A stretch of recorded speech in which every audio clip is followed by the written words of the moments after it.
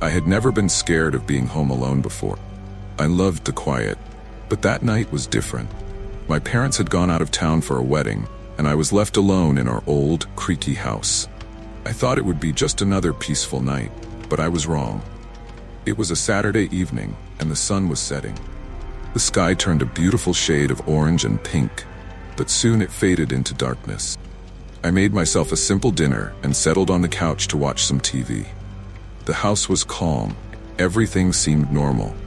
The occasional creak of the wooden floor and the ticking of the clock on the wall were the only sounds. Around 10 p.m., I decided to head upstairs to my room. As I climbed the stairs, they creaked under my weight, but that was nothing unusual. I brushed my teeth, changed into my pajamas, and got into bed with a good book. But as I started reading, I couldn't shake the feeling that something was off. The house suddenly felt too quiet, like the kind of quiet that makes your ears ring. I put my book down and listened. There it was, a faint scratching sound, like nails on wood, coming from downstairs. I tried to ignore it, convincing myself it was just the wind or maybe a stray cat outside. But then I heard it again, louder this time. It sounded like it was coming from the kitchen. I slowly got out of bed and tiptoed to my bedroom door. I opened it just a crack and peeked out into the dark hallway. Everything looked normal. I took a deep breath and walked down the stairs, each step creaking louder than usual. The sound was clearer now, a steady scratching, like something was trying to get in. When I reached the kitchen, I found nothing out of place. The windows were closed, the door was locked, and there was no sign of anything unusual. I felt silly for being so jumpy. I told myself it was probably just a mouse in the walls or maybe a tree branch scraping against the window. But then I heard a thud from the living room. My heart pounded in my chest as I turned towards the living room. I could see the dim outline of the furniture and everything seemed in place, but the air felt heavy, like something was watching me. I turned on the light, but there was nothing, just the empty room and the faint hum of the refrigerator from the kitchen.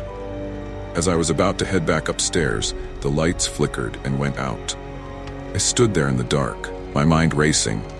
I reached for my phone to turn on the flashlight, but the battery was almost dead. Great, just what I needed. I slowly made my way to the circuit breaker in the basement, cursing every step as I stumbled in the darkness. The basement was cold and smelled musty. I flipped the switch on the circuit breaker, and the lights came back on. I sighed with relief and started heading back upstairs. But then I heard it, a low, whispering voice, almost like someone calling my name. It was so soft, I couldn't tell where it was coming from. I froze, my breath catching in my throat. "Hello?" I called out, my voice shaking. No answer. The whispering stopped, but the air felt even heavier now. I rushed up the stairs, shut the basement door, and locked it. I convinced myself it was just my imagination and went back to my room. Back in my room, I locked the door and sat on my bed, trying to calm down. I put on some music to distract myself. Then the scratching sound started again, this time from inside the walls of my room.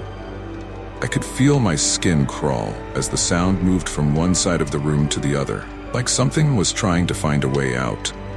I grabbed my phone to call my parents, but there was no signal. Panic started to set in.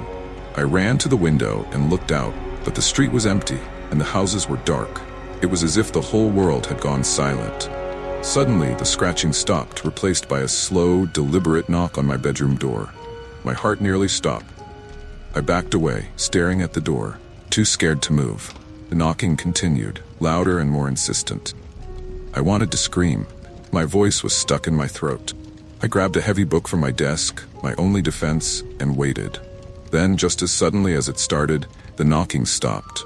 I stood there, frozen, my eyes fixed on the door handle, waiting for it to turn. But nothing happened.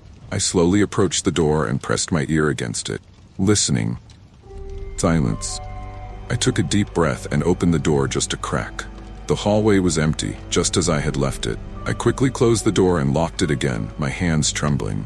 I spent the rest of the night sitting on my bed, wide awake, clutching the book tightly. Every creak, every shadow felt like a threat. When the first light of dawn broke through the window, I finally let out a breath I didn't realize I was holding. I slowly unlocked the door and stepped out into the hallway. Everything looked normal, but the air felt different. lighter, safer. I checked the house and nothing seemed out of place. It was as if the events of the night were just a bad dream. But deep down, I knew it wasn't just my imagination. Something had been there, something that didn't want me to be alone. And even though the day was bright and the house was filled with sunlight, I couldn't shake the feeling that whatever it was still watching, waiting for the next time I'd be alone. From that day on, I never looked at my house the same way. Creaks and groans of the old walls were no longer just sounds, they were reminders of that terrifying night. And now, every time I hear a faint scratch or a soft knock, I remember that feeling of dread, knowing that sometimes being home alone is more than just being by yourself.